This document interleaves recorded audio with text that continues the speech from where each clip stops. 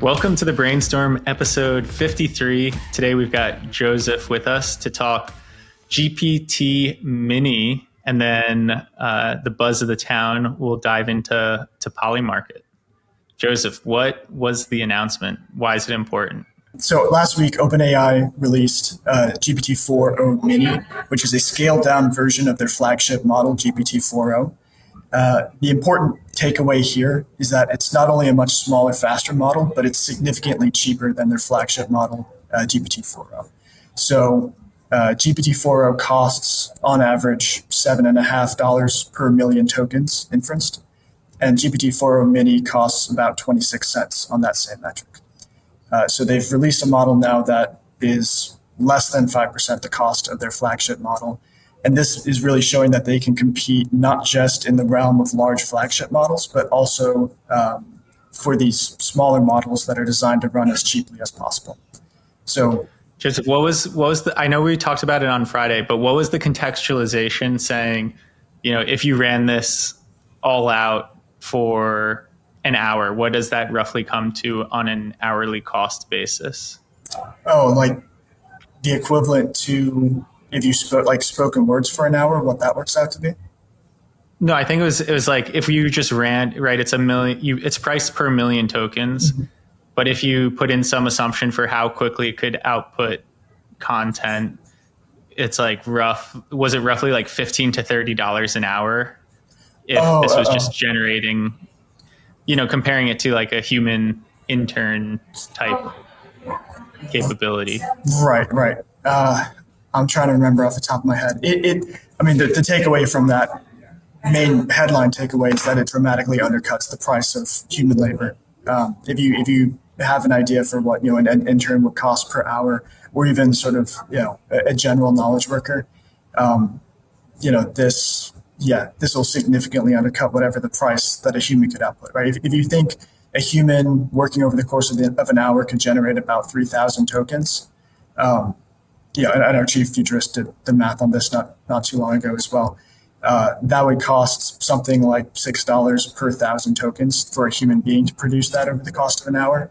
And earlier versions of GPT-4, were already undercutting that, at 100th of the price, right? So you can imagine taking those cost savings now an order of magnitude, couple order of magnitudes lower than that. That's, how to contextualize how this would fit in the knowledge worker. Jozef, what is the end goal here? As in, what does the end state of model performance and cost look like? I mean, it's only been a few years that these have been out in the wild, and we're already, slashing and cutting costs, and performance is increasing at a mind-boggling pace. So what does this mean for the overall space going forward? There have been two main arms races, you could say, going on within large language models, right? The first is flagship performance and how we can push that frontier forward. And in that, it's really been OpenAI, Anthropic, and to a lesser degree, Meta and Google as well, competing for these flagship models, pushing performance forward at all costs. In some cases, that's come with aggressively higher prices as well, right? Some of Anthropic and OpenAI's models have been, relatively expensive. $7.50 per million tokens. Anthropic released a model a while back that was $30 per million tokens, and that's kind of been one vector along which these have been evolving. The other main arms race that's going on at the same time is reducing costs of models so that you can actually deploy them at scale. The issue with some of these more expensive models is the costs associated with them are going to stack up pretty quickly if you give every AI agent that's based on this model, thousands and thousands of tasks per day and make it inference and consume, hundreds of millions of tokens per day or perhaps even per hour. So the goal here is to get models as cheaply as you possibly can so that you can deploy them across any kind of task that you want to automate for a knowledge worker. So this is the stepping stone to automating daily tasks that right now aren't economically feasible. And to kind of quantify that as well, we saw the release of AI coding agents like Devin last year. which use GPT-4 to replicate the workflow of an actual software developer, fixing errors in GitLab or GitHub repositories, right? And it's estimated that that was actually probably more expensive than just paying a developer to do that task, because inference costs were high enough that you'd actually lose money if you used an AI agent to do those workflows. But if you start reducing the costs, 20x, then you're entering a world in which you can have good enough AI agents automating more and more complex tasks. Okay, interesting to hear that perspective, Jozef, but curious, and you half answered this, I believe, but it's kind of a different spin on the same question. Do you think this points towards more specialized models? As in, you have these large language models that are generalizable to a lot of different tasks. And now, are we seeing a trend where we'll have more specialized, modular, tiny models or mini models going forward? And is that, something that we're seeing across the board, or is this maybe not a trend? Yeah, I think that's certainly happening, especially in the short term. We've already seen it with the open source models that are, I should note, we don't know exactly what the size is of GPT-4o Mini, but it's being compared to models like Llama 3, the 8 billion version, or Gemini 1.5 Flash. We've already seen some of the open source smaller models being customized and performing pretty well on individual tasks that are, sort of outside of the scope of a generalized model, or that a generalized model wouldn't perform as well on. I think that's going to continue in the short run, especially as it gets cheaper and cheaper to do that. At the same time, I think what this represents is the ability to take the reasoning skills of a very large model and distill that into a smaller and smaller model, such that you may not need to specialize it for a lot of tasks. So tasks that are, maybe today would require specialized data, but that you can think, are something that a model could reasonably logic its way through if it was, intelligent enough. I think those are going to become attainable through these sorts of models without a need for specialized data. Gotcha. Okay, and then now my question, two-parter here. One, how does this fit into ARC's broader cost decline for AI? And then the second part here is, does the mini element require fewer GPUs to train? And kind of how does that tie into that, the narrative right now, which is everyone needs infinite number of NVIDIA chips forever?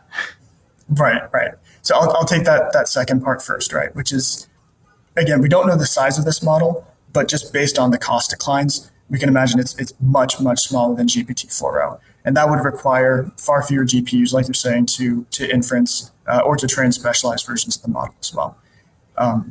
I think whether or not this actually leads to a world in which you need fewer GPUs, or whether this leads to a world in which AI is used far more widely than we thought before, requiring the same number of GPUs, I think that's yet to be determined. I think you can imagine a world in which, if models are this cheap while still maintaining more or less the performance of a flagship model, they're going to be used far more widely than people initially assumed that they were going to be used. The other aspect of this as well is, because they're smaller, you can embed them in edge devices potentially as well. So we've already seen that happening with the open source models, where we have a better idea of the size. This is something that you could potentially, in the long run on an iPhone. Or we've actually already seen people start to do that. I think compute needs will still be important moving forward. I don't think they're going to disappear, but you're definitely getting a lot more for the compute. In terms of cost declines, I think this fits into what we've seen in the past of costs dropping by 80 to 90% per year, with performance still increasing. I think we're going to continue to see this trend, especially now that you're getting major players like OpenAI in that race. Previously, small language models was not really something that OpenAI specialized in. It's not something that they really did. But I think the fact that they're focusing on that now shows that they see there's a potential to really compete on that cost decline side of things, not just on the performance side of things. All right. Any bold, big predictions as a result of this announcement? I think this falls within our previous assumptions of what's going to happen, right? I think we've already kind of envisioned a world in which AI is going to become increasingly a necessary part of all of our workflows, right? And it's going to be integrated into, you know, cheaper, simpler workflows that right now nobody's bothering to use AI for. I think this is just the next step in that trend, and I think it's showing that a lot of the closed model providers are going to be able to compete in that space just as well as a lot of open providers can. And I think we're seeing a widening of that divergence in performance between what the best in breed closed model providers can offer and what used to be sort of the territory of a lot of open source models like Llama 3 8 billion. So I think I would view this more through the lens of the competitive dynamics between open and closed source. This is showing that closed source is going to be able to compete where open source models typically held a lot more sway. And I think a key thing that you and Nick said that's ringing true with things we've seen across a number of industries is, right, you lower the cost, you get a demand response. And so here, even seeing on X people posting, it's like, this is great for developers to experiment. You can do a lot of things now and it'll cost you almost nothing to test out and even get to some significant scale with minimal costs. And so I think this does tie into kind of that thesis of Nick, what you're saying, where, this is great for end use implementation, right? It's not just, right. Not everyone's going to be using giant models everywhere. And so now mini models, SLM, the Ozempic has struck large language models, and now we've got mini models. Yeah, and I mean, a real world implication of that as well, right? We saw OpenAI's deal with Apple not too long ago. That unlocks the door to hundreds of millions of users, right? I mean, you think there's like 1.4 billion iPhone users globally.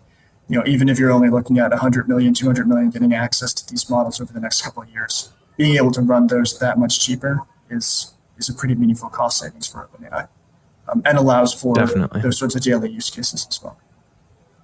Nice. Definitely. Awesome. Jozef, thank you for joining us.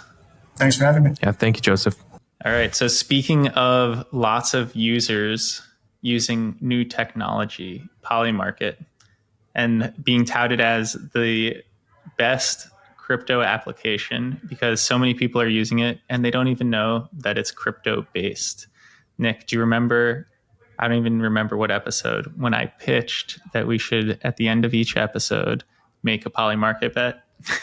I do. You've been very early to the futures prediction market surge that we're seeing. And I think it is, probably one of the largest use cases for blockchain right now. If you look at just the sheer number and transactions happening, Lorenzo did a great job in his newsletter summarizing what is going on. But we're seeing a massive demand primarily around the election. So there's approximately $290 million wagered or bet within the US presidential race on a variety of different predictions.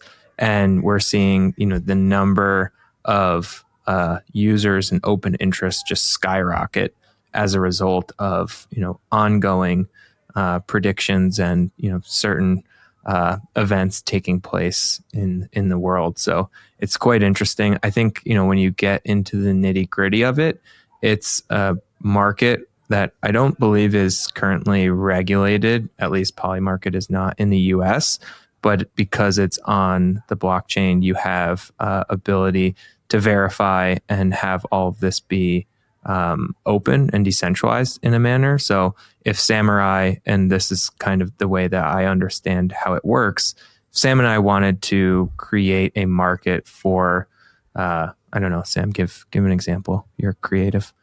What do you want to bet on? Whether or not this video is going to hit, whether or not this video is going to hit 1 million views. Sure. So if Sam wants to do that, I, on the opposite end, probably saying no, but Sam believes maybe it is yes. And he has the ability to actually create this market by putting up his own capital, and that will start the interest for it. And then he embeds within that, smart contract, the rules that apply to, what a million views actually means. And I think that's where it becomes interesting, because it is somewhat arbitrary or up to the creator to determine what exactly counts as, in this case, a view. So maybe we're talking about YouTube, maybe we're talking about across all of the platforms this goes out to. That would have to be embedded into the bet itself or the prediction, which again, all open, it's decentralized. So it's, contractually verified within the blockchain itself. And this is on Polygon, but a quite interesting way to have these markets pop up. But again, you have to be careful here because it is not regulated in the US, where I believe it should be. But globally, there's less rules around this type of behavior. Fewer. Well, I think it's like prediction markets, super fascinating.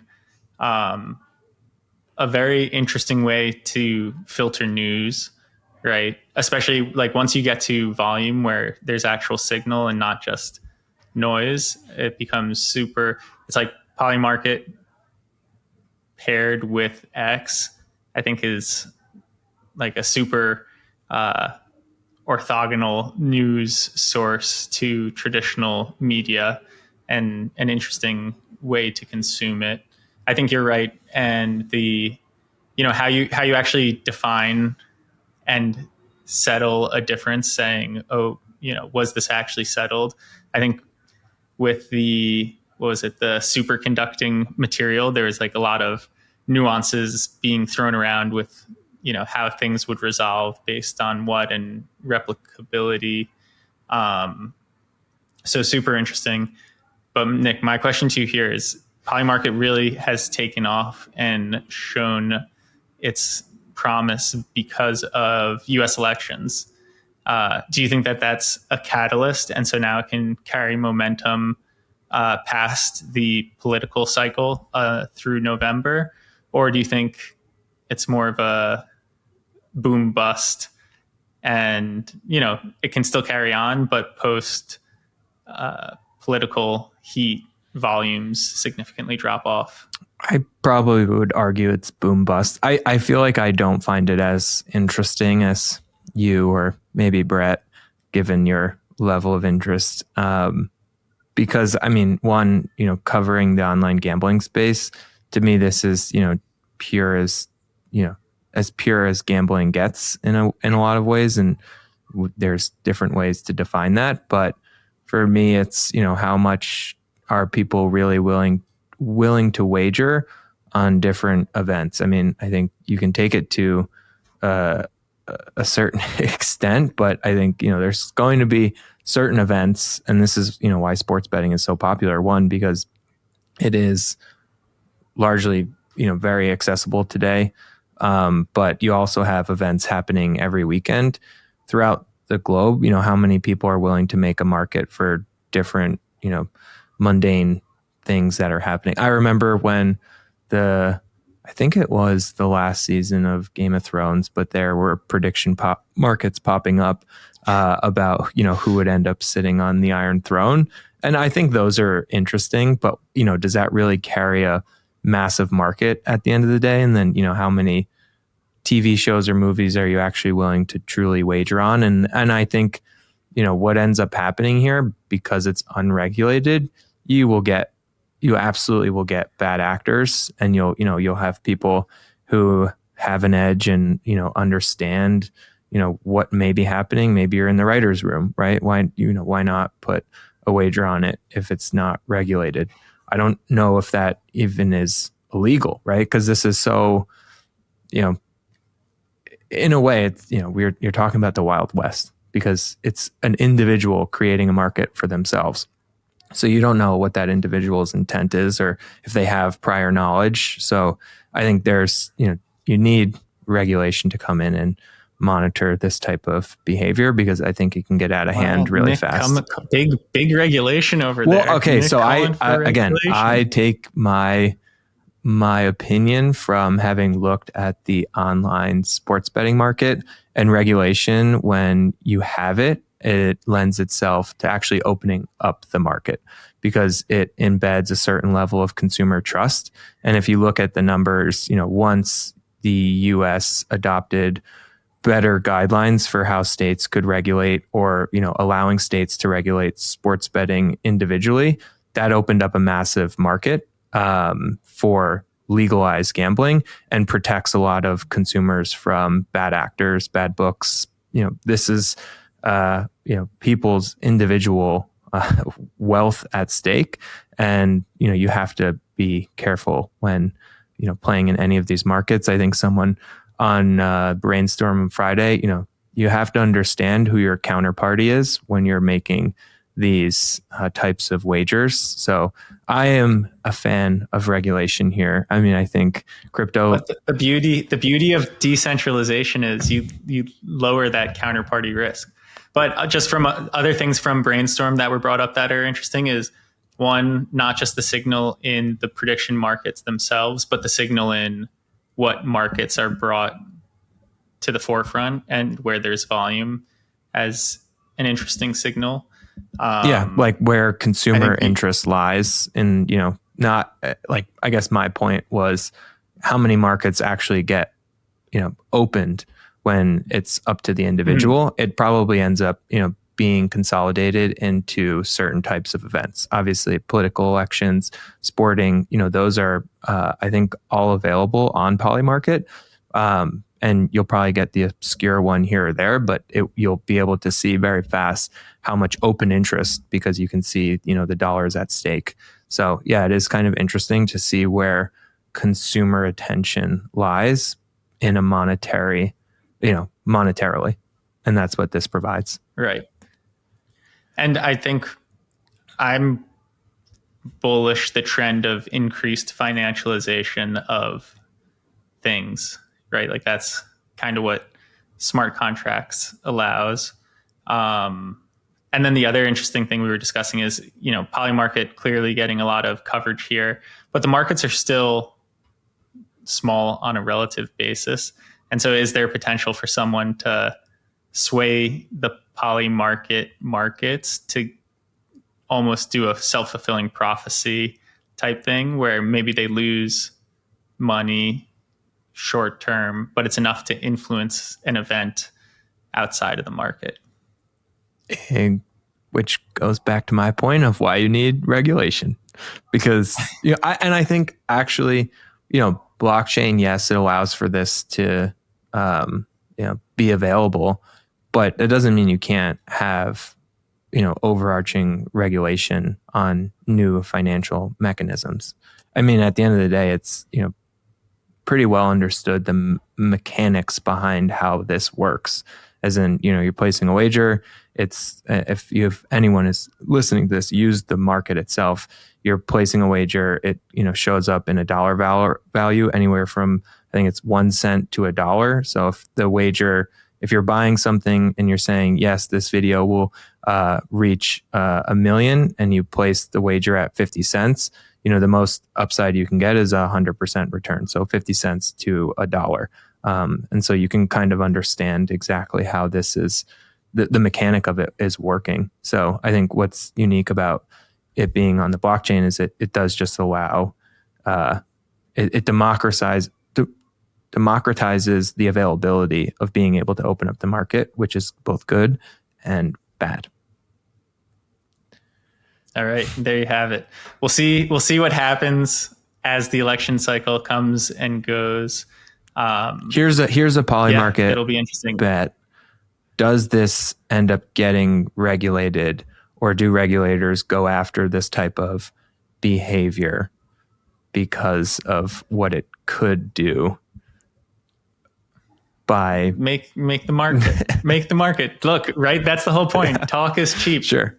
Make the market. Let's see. Sure. That's the value of it. People are putting their money where their mouth is. Yeah, it's exactly that phrase. You're getting real news. Yeah. You're getting real It's true. news. No, I mean, I think it's interesting. It definitely is interesting. I mean, you bring it up at least 2 to 3 times a week, I feel like.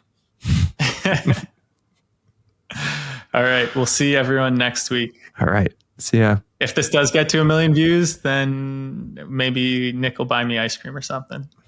If that's all you want, that I can make that happen. I'll get you a nice ice cream cone, Sam.